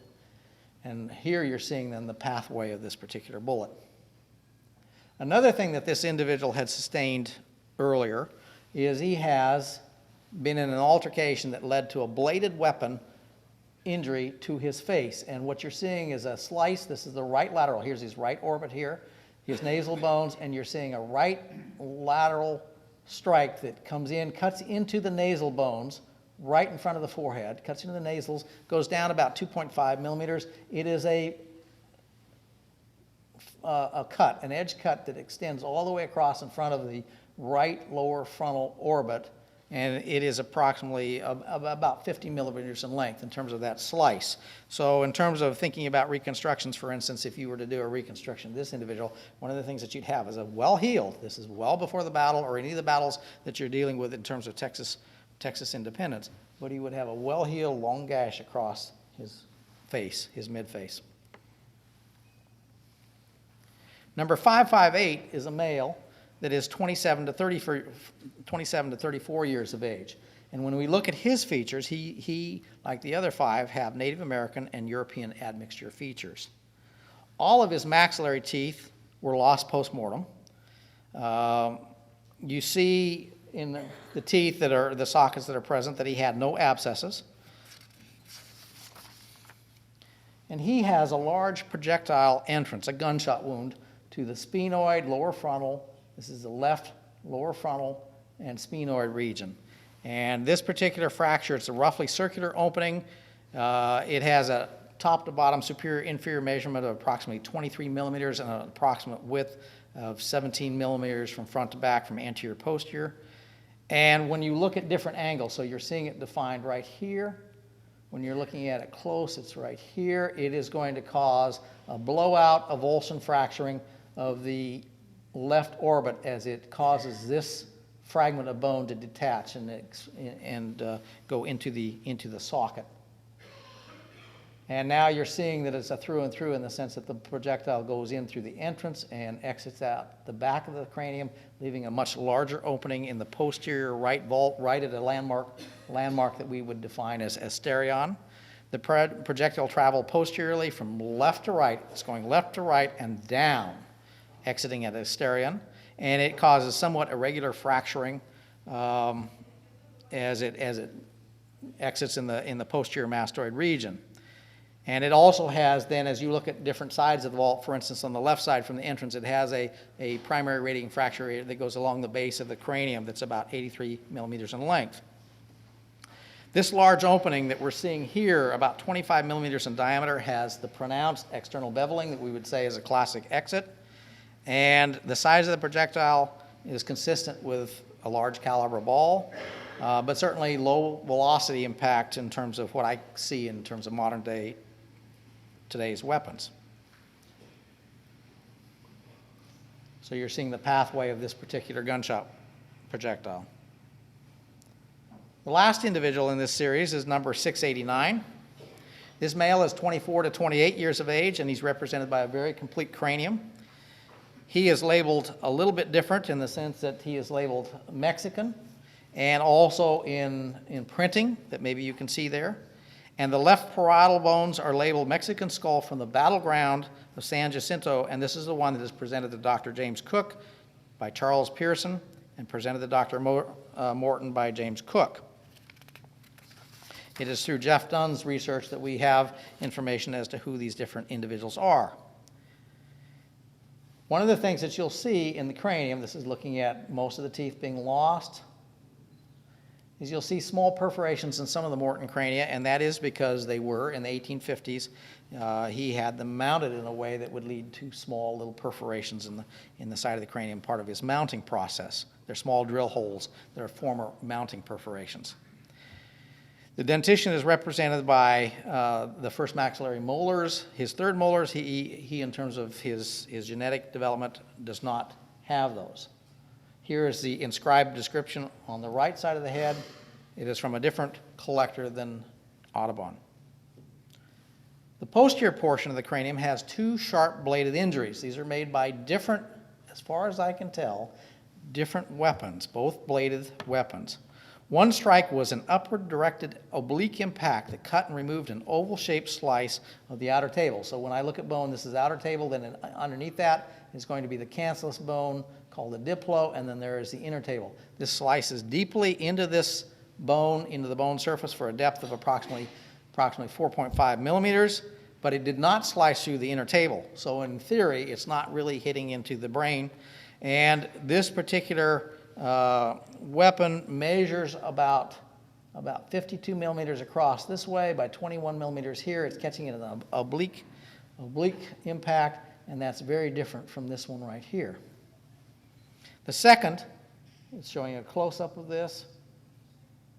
The second one is a parallel, well, it's perpendicular to the bone, sharp blade impact that cut transversely and deeply into the superior occipital, so it is a straight impact by a large, such as a saber, blade that causes slicing all the way through the bone, penetrating the brain cavity with exfoliation, or maybe say avulsion, fracturing the inner table. This cut has a transverse width across the cranium of 83 millimeters, and the width of this, as you measure it, where you look at it, it's leaving an impact width of about 1 millimeter. And then as the blade struck, one of the things that happens is the blade twists, and as it twists, it causes this bone here to then bend, causing uplifting of the superior cut edge. And so it has then also radiating fractures, maybe not seen in this angle, but radiating fractures that course away from the edges of this fracture. Now, I wanted to show you one last thing, if it'll do it. Wanted to show you, when you look at this close, it's amazing to me how the striations, you can actually see the striations in that blade. This is not that saber that did this. This is something else, as far as I can tell. This is more, let's say, hatchet size, maybe even a little beveled. It's a funny type of shape because, you know, I deal with, in my police work, I deal with axes and things like that. Who would think it, but I do fairly regularly. And, you know, this is an unusual shape in the way this gouges into the bone. The existence of this small series is highly significant.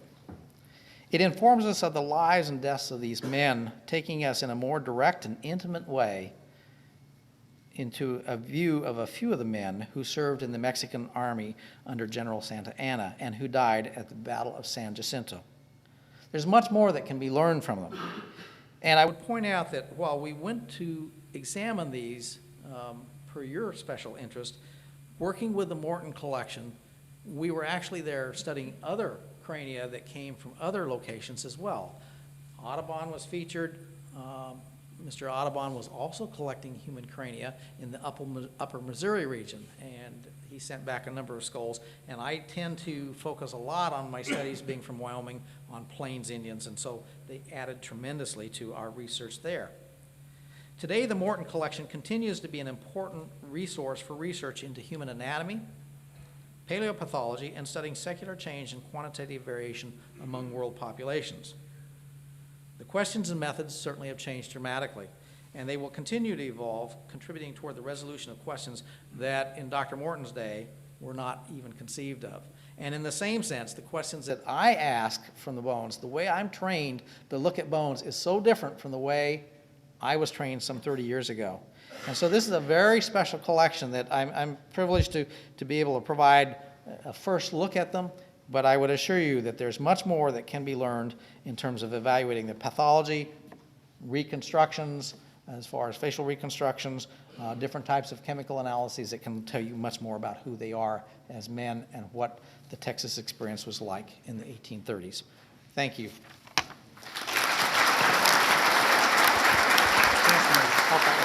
Can you answer a few questions? Sure. And we have a mic here that you can answer. That was utterly fascinating. I think we know now what some people mean when they talk about battle-hardened veterans. And if you're stronger in the broken places, then these were indeed battle-hardened veterans. Dr. Owsley can answer a few questions in the time we have before we take a break and then get set up for Dr. Torgett's presentation. Could we raise the lights just a bit in the room? If you are not scared of the dark, you can make your way to one of the microphones. Yes, sir. Did you find any information about the Karankawa Indians in your research in Texas? Did I find any information on it? About the Karankawa Indians? All right.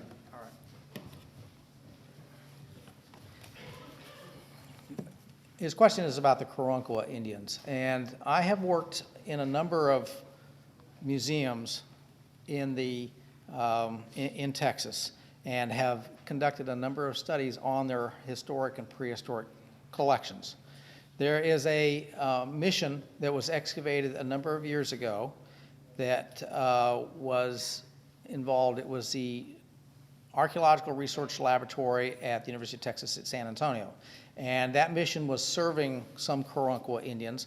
And Dr. Richard Jantz, I was brought down initially to get it going, and Dr. Richard Jantz and his team did an analysis, and they did a number of examinations of Native American remains from that site, as well as also Hispanic remains from that site. And so there are studies out there and reports out there that deal with the Karankawa. Other questions? Over here? I can't see. Is there anyone who can raise the light slightly? I can't, I'm trying, I don't know how to do it. Okay, Down, but I couldn't get it back up. okay.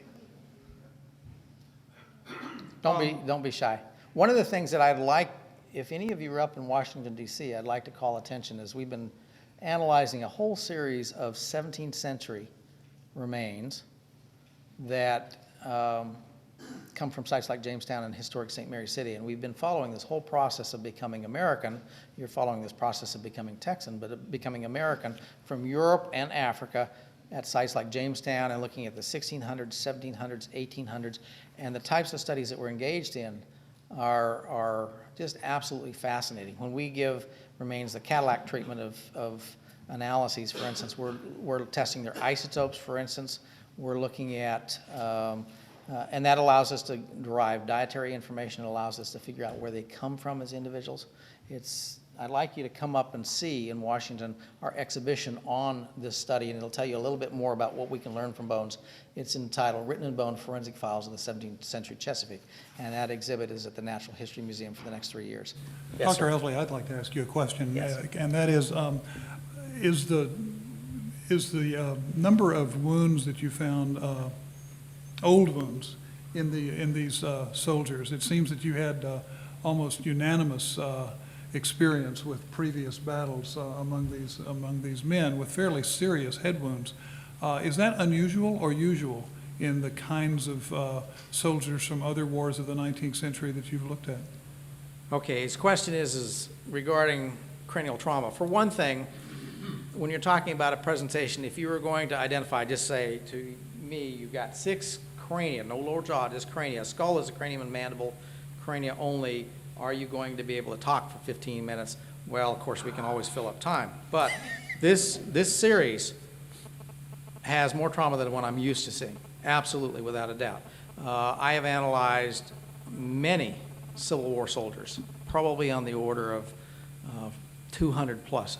We document this type of trauma, and I see, for instance, in the Hunley sailors, one of them, for instance, was an early Marine who would actually board ships that are Union ships in his non-Hunley duty, Confederate submarine duty, and he showed facial injuries, fractures. We document all of the types of facial fractures.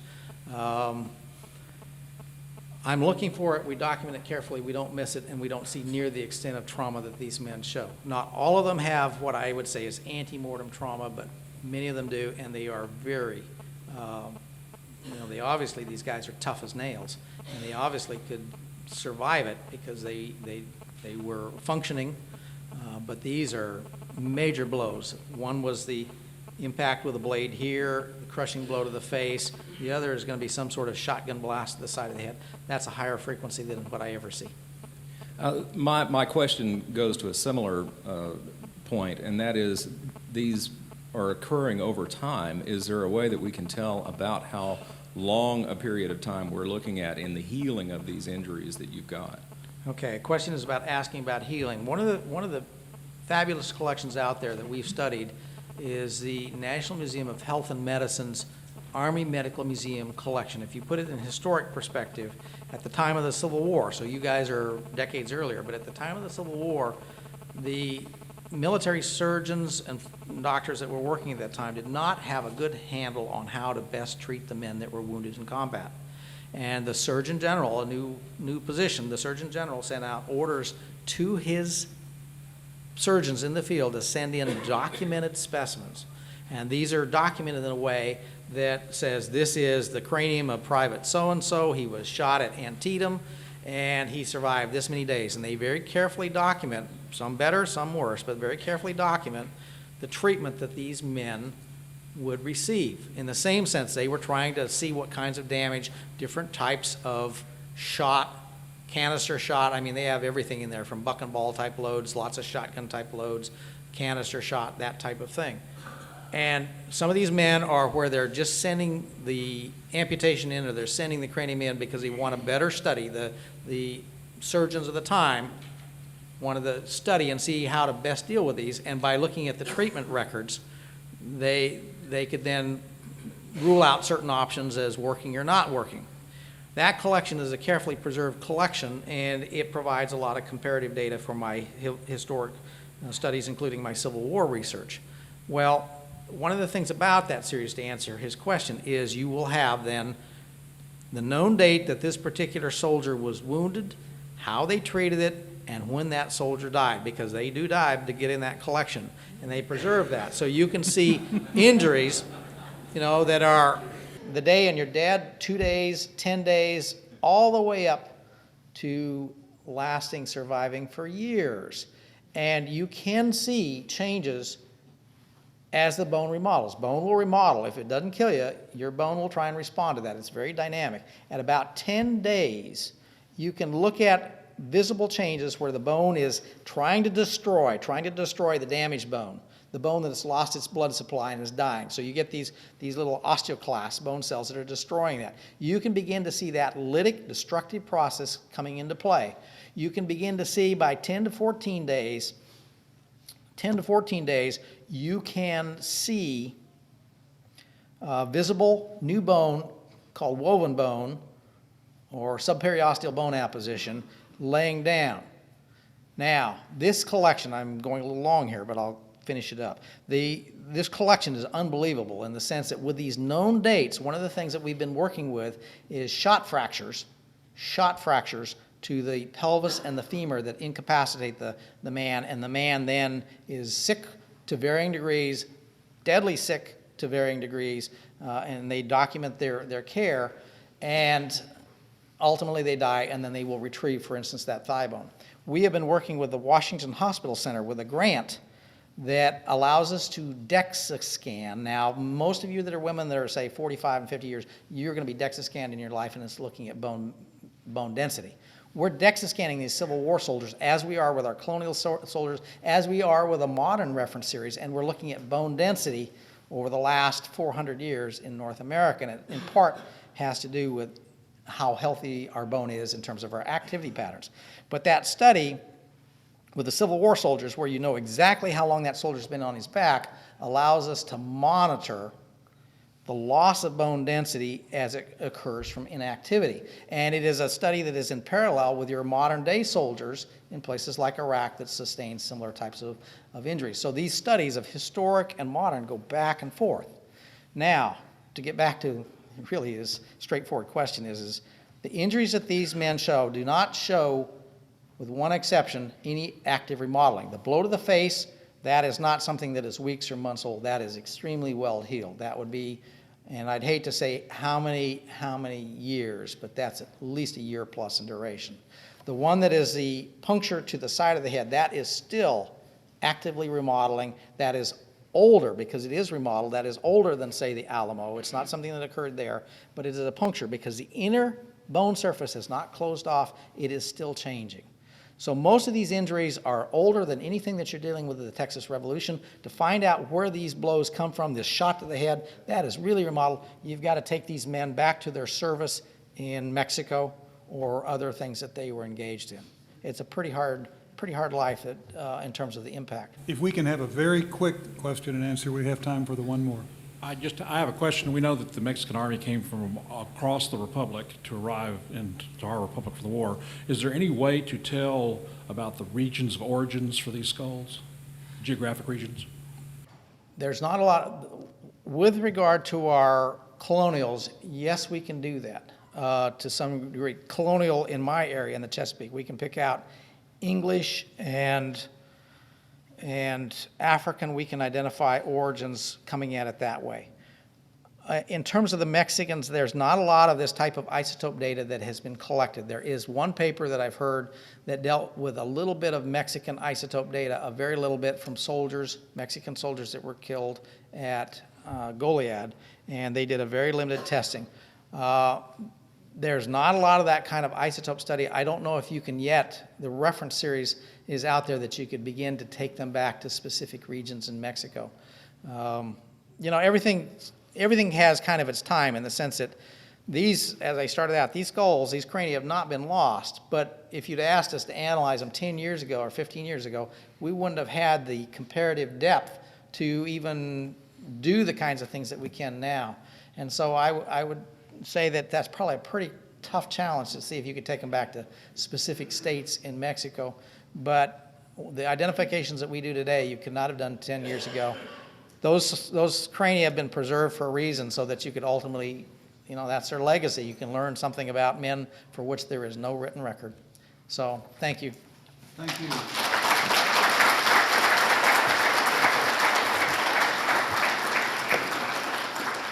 We're running a couple of minutes ahead of time. That's good. We'll take a 12-minute break and start promptly at 11:25 with Dr. Andrew Torgett.